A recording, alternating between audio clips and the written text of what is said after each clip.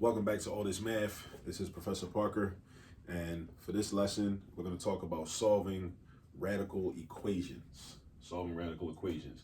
And since we're talking about solving radical equations, I figure I might as well shout out the late, great Bob Moses, and also his co-author, who is still here with us in the physical, Charles Cobb. Charles Cobb was also authored other books such as let me see something. Such as that nonviolent stuff will get you killed. Talking about the use of guns during the civil rights movement that often doesn't get discussed. Similar to Akinele Umoja's book, We Will Shoot Back. Shout out to Baba Akinele Umoja down in Georgia at Georgia State, I believe. But Bob Moses and Charles Cobb were SNCC representatives. They were members of SNCC. SNCC is the acronym SNCC, which stands for Student Nonviolent Coordinating Committee, or organization organized by the late Ella Baker, and who reared and trained in terms of civil rights struggle and organizing the likes of Kwame Ture, Marimba Ani, Bob Moses, Charles Cobb, Marion Barry, a lot of people, some more well known than others. But Bob Moses was a math teacher already before he joined SNCC, and when he wrote this book or co-authored this book, he was thinking about the connections and the similarities between the civil rights movement and also education, trying to ensure education or opportunities for people in the United States of America. And one of the things that he said in this book was that mathematics education will be the civil rights issue of the 21st century. And from my experience in the classroom and just observing the world, I think there's a lot of truth to that. And he also is one of the people that has motivated me to develop this institution, so to speak. All This Math is an institution, currently an online institution, but we do work in person in the community as well. So shout out to Bob Moses, Charles Cobb, and I highly recommend this book, Radical Equations. All right, now let's get into this radical equation. Let me show you how to solve this. All right, so this is a radical equation. Why is it a radical equation? Because you see a radical sign right here, right? This is read as the square root of y minus 3 is equal to y minus 5, all right? Now, what are the instructions? Our instructions are to solve this, meaning we want to figure out what number will go in the place of y here and this y here and give us a true statement, because math is all about finding the truth. That's what math is about. It's not about being fake. It's about being real and establishing what the truth is. That's what math is about. And what math teaches you is a lot of different algorithms and methods in order to find out what the truth is in situations. And hopefully you can apply those same methods in other areas of your life. So that's to all the people that don't think math has a purpose. They don't think they're ever going to use this stuff. And granted, you might be right. A lot of people won't use it, but it's really more, whether you use math or not as an adult, has really not that much to do with mathematics itself as a discipline. And it really has a lot more to do with the type of life that you decide to live or you end up living. And that's just real, So that's something for us to think about. And so what you really got to do is think about, well, what type of life do I want to live? And what do I want to be doing? So that, because that will determine how relevant math really is. All right, now let's get into this. Again, what we're trying to do, we're trying to figure out what number goes here and what number goes here to make this side, left side, equal to the right side. First thing you want to do is you want to get rid of the radical sign. You want to get rid of the radicals, which is what an oppressive government would do, right? Get rid of the radicals, right? Through either murder, incarceration, or discrediting them in the face of the public, right? So you see, like, these math concepts, they're a mirror to real life social situations and social realities, right? I think that's very interesting because we got to eliminate the radical, all right? Well, first, actually, with a radical equation, the first thing you got to do is isolate the radical on one side of the equal sign by itself. In this particular equation, the radical is already isolated. It's already isolated, so we can skip that step. So the radical's isolated. So the way we eliminate it is we perform an inverse operation or an opposite operation. So you ask yourself, if I'm trying to get rid of a radical sign, what's the opposite of a radical sign? Or what's the opposite of taking a square root in this case? The opposite of taking a square root is squaring something, meaning you raise it to the second power. That's the opposite. All right, so I'm gonna do this. I'm gonna draw a parentheses around it, and I'm gonna put an exponent 2 outside. Now, because this is an equation and we always wanna stay balanced when we solving equations, I can't just square the left-hand side and not square the right-hand side. I gotta square both. So I'll also do this. So you see, we stay balanced. If I square the left side, I also gotta square the right side. So look what happens when I do that. When you square a square root, the radical sign cancels out, leaving you with just the radicand, which is the expression that was underneath of the radical sign. So we left with just y minus 3. So we got y minus 3 is equal to y minus 5 to the second power. Now, next thing I'm gonna do is I'm gonna expand this, meaning I'm gonna apply this exponent. So I'm gonna do y minus 5 to the second power. Now I know the special product rule, right? I mean, you could do FOIL. We got options over here. I could do y minus 5 times y minus 5 and then do the FOIL method thing. You know what I'm saying? I could do that. Or I could just say, because I know something about a binomial raised to the second power, all I really got to do is just take the first term. This is like the shortcut, right? If you want to do this, even though FOIL don't take that long, for real. Y, you could do y to the second power, first term to the second power, right? Then the middle term is going to be this. You take the product of the first term and the second term. So that's y times negative 5. That's negative 5y. You take that, then you double him. Negative 5y times 2 is going to be negative 10y, right? And this works every time. So whenever you got like if you had y plus 5 to the second power or y minus 5 to the second power, or anytime you got a binomial that's raised to the second power, this is the shortcut. Now for the last term, just like the first term, you square the first term, get y squared. You square the last term, you get positive 25. So that's going to be plus 25. All right. Now, if I rewrote this as like this, y minus 5 times y minus 5, and I just did the FOIL method, I promise you we're going to get the same thing, y squared minus 10y plus 25. But I just like to show people different ways of reaching the same goal, right? So now bring the y minus 3 down, right? And now we got y minus 3 is equal to y squared minus 10y plus 25. So now I got y's, I got a y over here and I got a y over here. I need to kind of clean this problem up a little bit now. You know what I'm saying? I got to clean this up. So what I'm going to do is, because I got 3 terms on the right-hand side, I got 2 terms on the left, I'm going to get rid of these terms over here. I'm going to bring them over to the right. I'm going to slide them over to the right, transpose, if you will.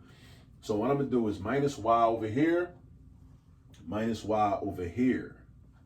And I'm going to do plus 3 over here and plus 3 over here. Because again, when you try to get rid of something on one side of an equation, you got to do the opposite operation, or sometimes called the inverse operation. The opposite of a positive y is a negative y. As an action, that's subtraction, right? Subtraction, we're subtracting y, right? To get rid of positive y. The opposite of a negative 3 is a positive 3. So to get rid of negative 3, you're going to add 3. That's the action you got to do. So this is going to end up looking like this. 0 on the left side is going to be equal to y squared minus 11y plus 28. Now I want to make sure you understand what I just did. Notice this y is going. This is how you should approach all your math problems. From one step to the next. It's like a story. Every math problem is a story, right? From one step to the next. You got to understand what happened. If something changed from like in a movie, from one scene to the next, you got to be able to understand and decipher and identify, okay, what changed, right? Right here, this y, where it's at? Where did y go? It's going, right? I did minus y over here, so that became 0. And I also, to keep balance, I did minus y right here. And that's how I got negative 11y. So notice what changed. The y changed because it's going. The negative 10y changed to negative 11y, right? This negative 3, that's going. The opposite of negative 3 is plus 3. So you add 3, and you could write this if you trying to follow along, wherever you at. You could write this down. I didn't write it down, but you can write it down. And I recommend you write it down, actually. So plus 3 right here, and then plus 3 right here. Now, why didn't I add plus 3 to the y squared? Because they not like terms. You can't put them together. Why didn't I add it to the negative 10y? Because they not like terms. You can't put them together. When you're doing addition and subtraction in an equation, you got to combine like terms. You can't just randomly just add 3 to y squared, and then some people might call it 3y squared. No, you got to understand like terms and combining and or collecting like terms. You got to understand that concept. That's critical. So that's where the 28 came from, because if I add 3 on the left, I add 3 on the right, but on the right, you might say, well, where do I put it? With the 25, because they're both constants. Those are like terms. 25 plus 3 is 28. Now, another thing I want to point out is that this might look backwards to you, because usually all the variables and everything are on the left side of the equal sign, and on the right side, you got a 0, right? But it don't matter. It don't make a difference. We can still do what we got to do. And what we got to do over here, because we're trying to solve for y, we're solving, right? So what we want to do is we want to figure out what value of y is going to make this a true statement. Like I said in the beginning, what value of y, what numerical value for y is going to make this a true statement. So the next thing we want to do is we want to break this down, right? We want to break this down into separate parts, or we want to factor this. So we want to factor y squared minus 11y plus 28. So I first look at that. Whenever you got a factor, we always want to try to check to see if we have a greatest common factor or a GCF. There is no GCF among these three terms except for 1, but 1 don't help us. The number 1 is not going to help us, because all we're going to end up doing is dividing everything by 1, and it's all going to be the same. So what we want to do is we want to first say, okay, well, I got a trinomial, because that determines, like, because it's a lot of different ways that we can factor, and you choose which method of factoring based upon what your expression looks like. So right now I got a trinomial, and it's a quadratic. It's a quadratic trinomial. So what we're going to do, and then once we establish that, then we got to say, okay, what's my lead coefficient? If my lead coefficient is a 1, we're going to do this what I consider, or like to call, the easy way, right? Do it the easy way. If your lead coefficient was not a 1, like let's say it was a 2 or an 8 or 13 or something like that, then we have to put in a little more work. But because our lead coefficient is a 1, meaning there's no number in front of the y squared, so that means there's basically an invisible positive 1 there, right? Then it's a little easy. So this is how you do it. You're going to set up 2 binomials, right? You're going to set up 2 binomials. Don't forget your equal sign and your 0. And what you do is you take the factors of y squared, which are just y and y, because y times y equals y squared. So you're going to put them right here and right here. And then you look to the last term, right? The 28. Now it's like a game. Now that's where it gets a little fun. You're going to look for factors of 28, 2 of them, 2 factors of 28. So 2 numbers that multiply together that equal 28, that at the same time, at the same exact time, also can add up to the middle term coefficient. So 2 terms that multiply together to make 28 that also add up to and have a sum of negative 11. So from the rip, we know I can't use 28 and 1, because 28 plus 1 equals 29, not negative 11. I also can't use 14 and 2, even though 14 times 2 is 28, because 14 plus 2 would give me 16, not negative 11. I could use 7 and 4. Actually, no, I can't use 7 and 4, but I'm real close if I do that, because look, 7 times 4 is 28. 7 plus 4 is positive 11, but you got to check your signs. You got to check your signs. We got a negative sign, so we need a negative 11, right? 7 plus 4 is positive 11. So whenever that happens, whenever you have the right sum with the wrong sign, that indicates that all you have to do is change the signs of your factors. So instead of a positive 7 and a positive 4, you need a negative 7 and a negative 4. That's all you got to do. So we had the right sign, right numbers with the wrong signs. So we need negative 7 and negative 4, right? So this is the factored form of this trinomial. So now, why did I do that? Now, I did that so that I could set up simple equations. Now I'm going to just kind of rewrite this in a different way. So this is one of my factors, and this is my other factor. Each of these factors will become part of an equation. So I'm going to have y minus 7 equals 0. And then I'm going to have y minus 4 equals 0. And that's how we set it up. Whenever you solve an equation, whether it's a quadratic or a cubic, and you break the expression down, right, into its factors, you take each factor and set it equal to 0, and then you solve, right? Because now you got y minus 7 equals 0, so you solve for y by just doing plus 7 plus 7. 0 plus 7 is 7. So you got y is equal to 7. You do the same thing over here. You got plus 4 and plus 4. So you got y is equal to 4, right?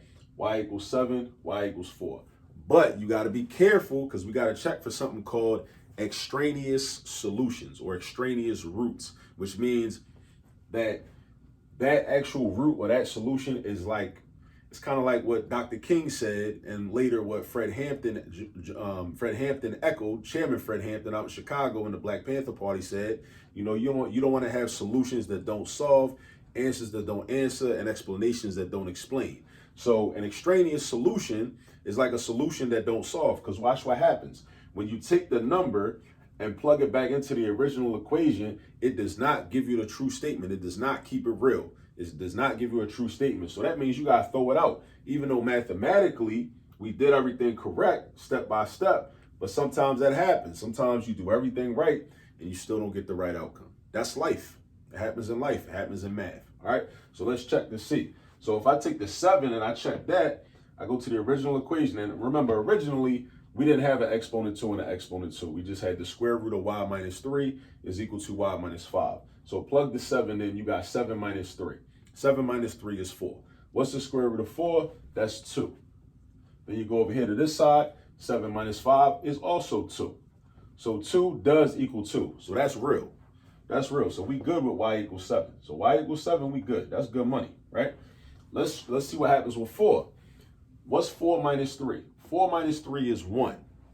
The square root of 1 is also 1. Let me cross that 2 out. Now I got my 1. Then I go over to the other side of the equal sign, and I do 4 minus 5. 4 minus 5 is negative 1. Cross that 2 out. So now what this is trying to say, that if I use 4 for a solution, it's trying to tell me that 1 is the same thing as negative 1. And you know good and well, 1 and negative 1 are not the same thing.